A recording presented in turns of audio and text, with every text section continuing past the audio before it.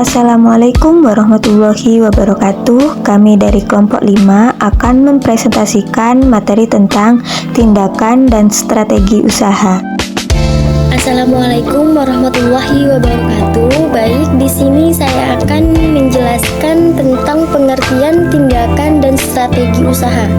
Pengendalian merupakan kegiatan memberikan pengamatan, pemantauan, penyelidikan, dan pengevaluasi keseluruhan kegiatan manajemen agar tujuan yang sudah ditetapkan dapat tercapai secara tepat dan sesuai harapan.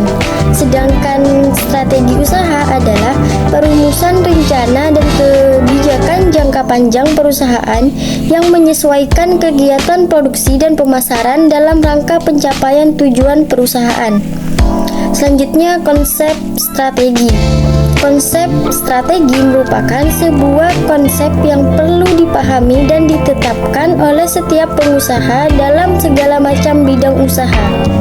Pimpinan usaha organisasi setiap hari berusaha mencari kesesuaian antara kekuatan-kekuatan internal perusahaan dan kekuatan-kekuatan eksternal, peluang dan ancaman suatu pasar.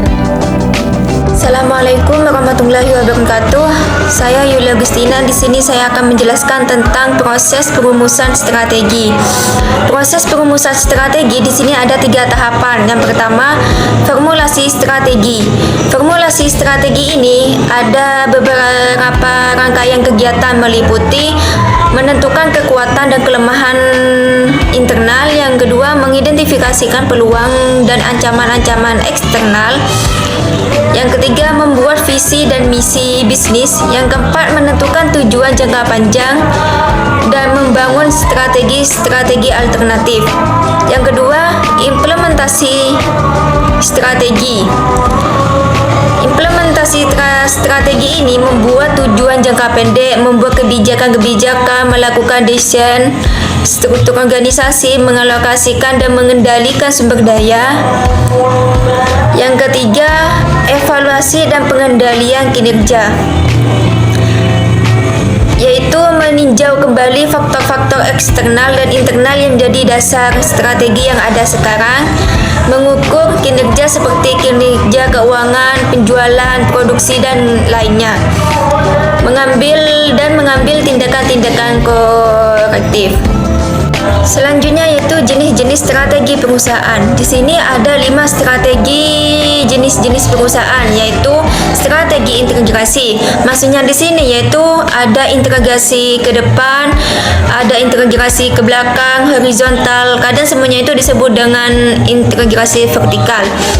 Yang kedua, strategi intensif, yaitu bertujuan untuk menetralisasi pasar dan pengembangan produk tertentu melalui pemasaran besar-besaran.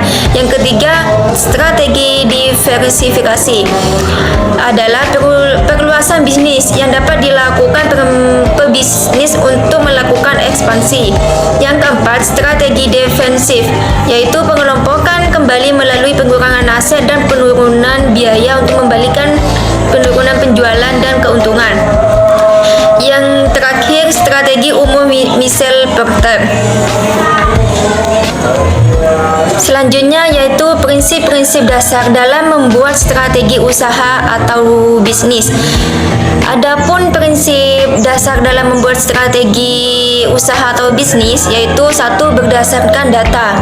Maksudnya yaitu pembuatan strategi tidak bisa hanya didasarkan pada insting atau disebut dengan pikiran atau asumsi saja, yaitu Anda juga memerlukan data yang akurat sebagai dasarnya. Untuk memperoleh data akurat, Anda perlu mengadakan riset untuk menganalisa. Kemudian pendekatan bisnis yang tepat. Untuk bisa memastikan strategi yang akan dijalankan, maka sebelumnya Anda perlu melakukan pendekatan.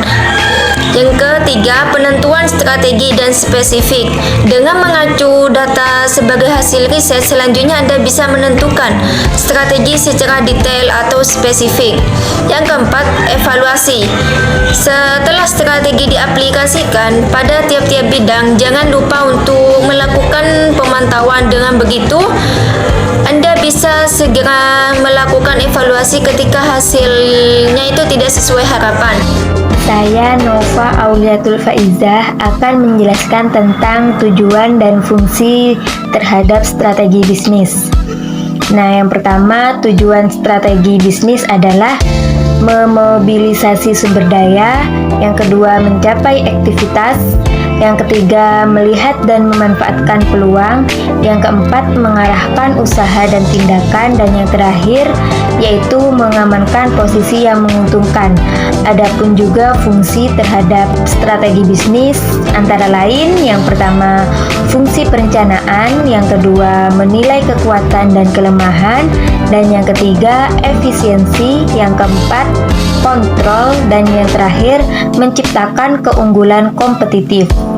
Sekian presentasi dari kelompok kami, kurang lebihnya kami mohon maaf. Wassalamualaikum warahmatullahi wabarakatuh.